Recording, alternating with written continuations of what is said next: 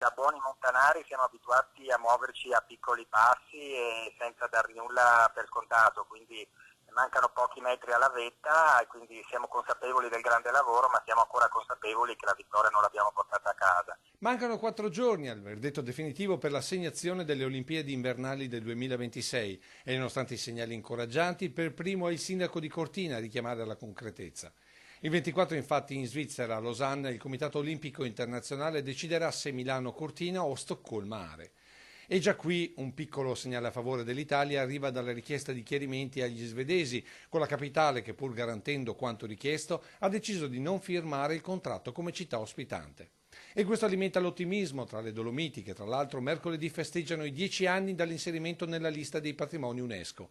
Ambiente tutelato quindi in sintonia con un progetto presentato per le Olimpiadi 2026. Mettere al centro la sostenibilità, l'ambiente, a cui ovviamente è la prima nostra ricchezza. Ecco il fatto che il nostro progetto, il progetto spalmato su più realtà, è un progetto assolutamente sostenibile, low cost e soprattutto che guarda alle infrastrutture già esistenti. E questa è stata un po' la premessa, ma è stata probabilmente una delle mosse, che ci auguriamo vincenti. Un evento sportivo mondiale dal notevole risvolto economico. Il Comitato Olimpico metterà a disposizione circa 1 miliardo di euro per quanto riguarda le Olimpiadi del 2026, quindi risorse importanti. Ci saranno grossi investimenti anche da parte dei privati e soprattutto delle ricadute che a noi interessano per quanto riguarda le infrastrutture e opportunità, direi un po' per i vari operatori economici, di poter reinvestire nelle proprie aziende e un rilancio complessivo in particolare della montagna, ma direi sicuramente delle realtà delle due regioni che partecipano.